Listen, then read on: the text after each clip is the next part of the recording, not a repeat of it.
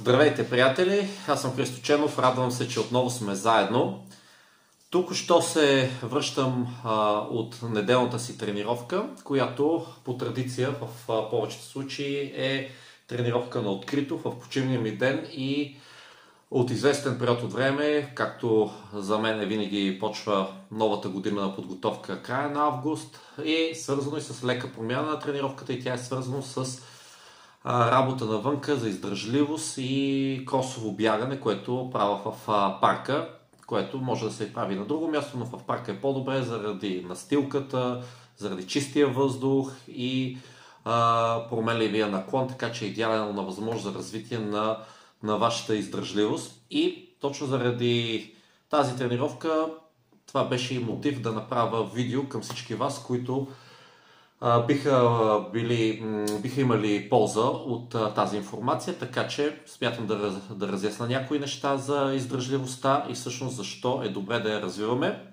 Ето, даже сега, след тренировката съм си разтворил соли, магнези за възстановяване, защото след тренировка за издържливост, която е свързана с продължителна работа на умерен пулс, тялото губи доста течности и мускула също се изразходва, така че първото нещо, което ние трябва да възстановим в този момент, са течностите, електролитите, солите. Водата е идеален вариант, но към нея е хубаво да се добавят такива минерали за по-бързо възстановяване, след което вече минава и възстановяването с храна, с въглехидрати, по-леки протеини, самата почивка, хубав душ, малко релакс, стречинг и оттам нататък вече сте готови за останалата част от деня.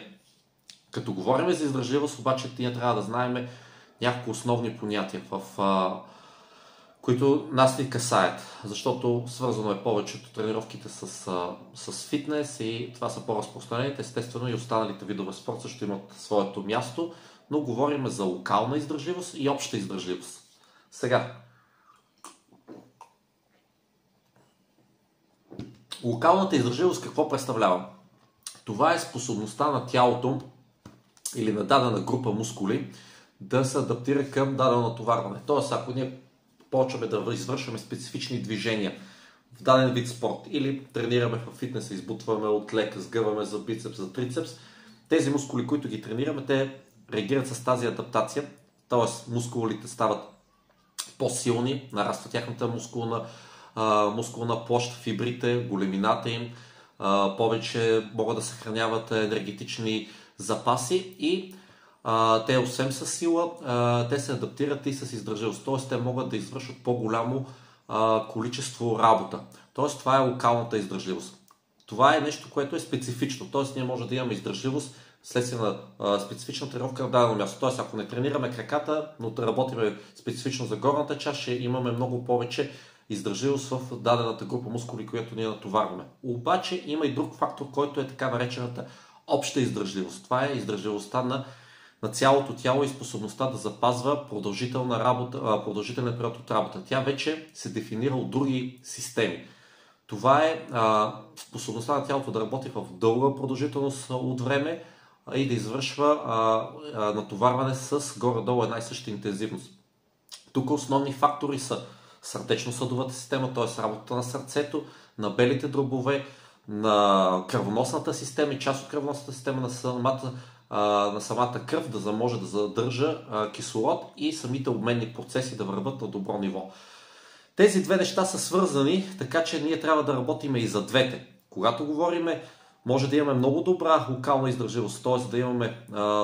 да сме извършили добра работа в фитнес залата, да имаме чудесна издържливост в работа в серии, но този фактор, защото се адаптират едни мускулни групи, после други и така нататък. Това е голяма работа, продължителност работа до един момент, в който вие може да бъдете лимитирани от ниското ниво на обща издържливост. Т.е.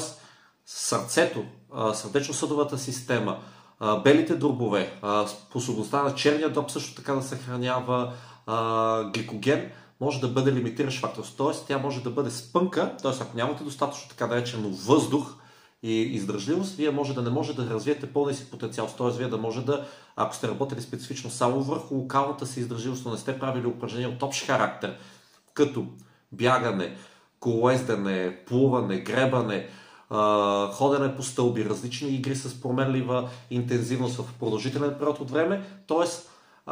вашата сърдечно-съдова система няма да смогне на вашата мускулатура и т.е. лимитиращия фактор ще бъде не вашите мускули, а вашата сърдечно-съдова система и вие няма да може да постигнете истинския си потенциал. Това е един фактор. Естествено, има и обратен фактор за хората, които пък прекаляват с общата издържливост. Те имат огромен капацитет от работа, но те не могат да бъдат наистина предизвикани до крайен предел, защото мускулите не са им достатъчно силни и всъщност локалната им издържливост пада. Всъщност те мускулите спират да работят още преди наистина да са достигнали оптимално ниво на натоварване на общата си издържливост. Така че трябва да има баланс и между двете.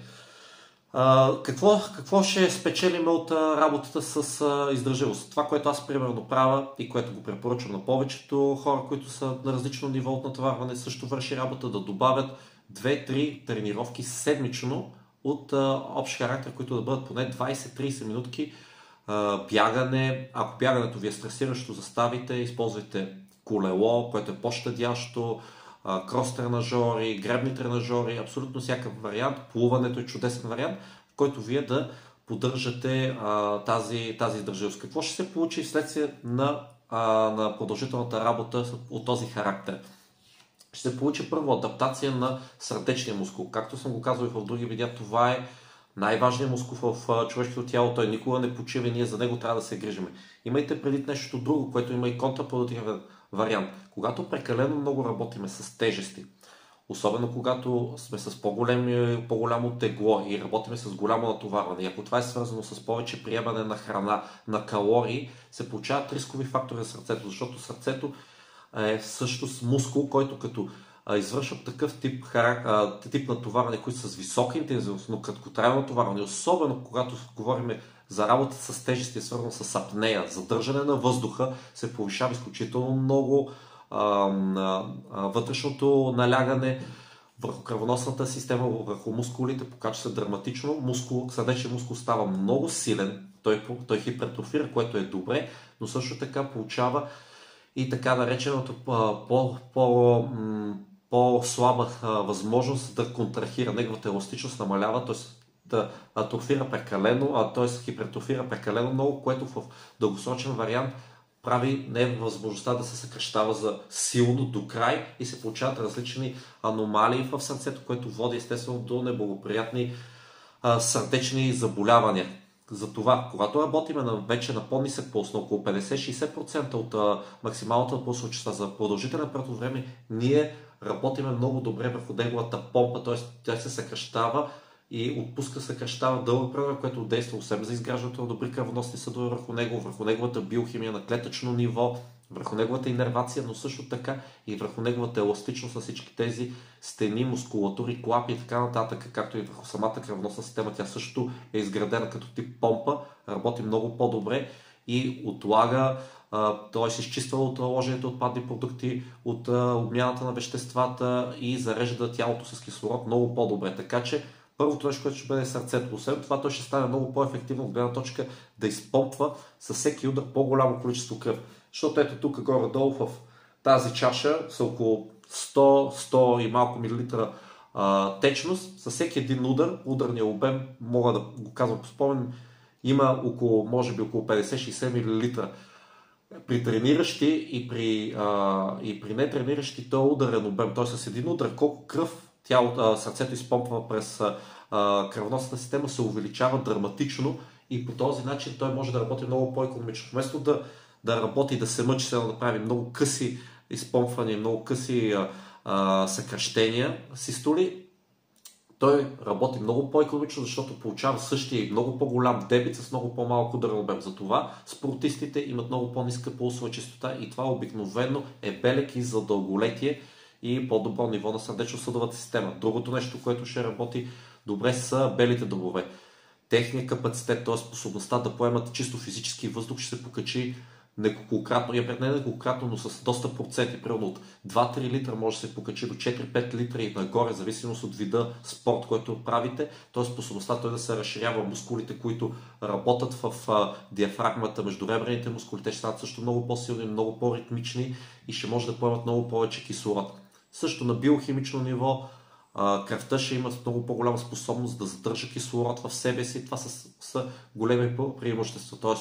способността да се произвеждат хемоглобин, да се задържа повече хемоглобин, да се транспортира в клетката, вече в самата клетка се съдържа. Това са вече нива това са специфични адаптации, които подпомагат тялото ви да бъде много по-икономично. Тоест, това е работа и за дълголетието, ще може да работите също, да тренирате много повече.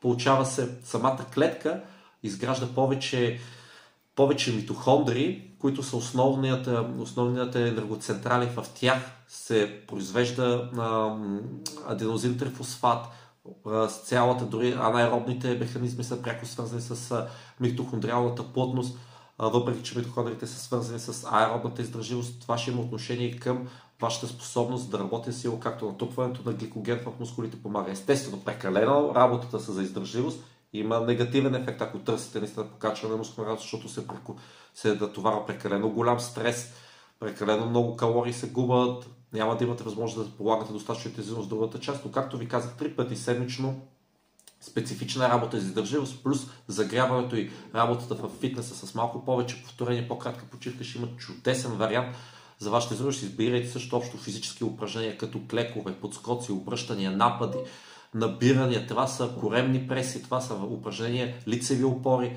които ангажират цялото тяло и имат чудесен вариант върху издържливостта. Също не подценявайте, че кръвоносната система ще се разширява, т.е. тя почва да се разкланя и да стига до всяка една клетка, да се нервира по-добре, да се захранва повече с кръвоносни съдове. По този начин всяка една клетка ще се храни повече, ще се подмладява, ще се чувства много по-добре. Така че това са нещата, които са важни за издържливостта, които исках да ви кажа. Така че тези двете неща, работата локално, трябва да го имате предвид, и другото обаче не трябва да го подценявате и да работите. Ще се възстановявате много по-добре между тренировките, ще имате много по-голяма мотивация, намалява стреса, особено както ви казах, ако го правите и навън, когато са лоши дните, може да го правите и в залата, разбира се, навън е чудесно, ободряващо, зарежда съзнанието, имате възможност да си прочистите мислите, усещането за природа навънка, за въздух,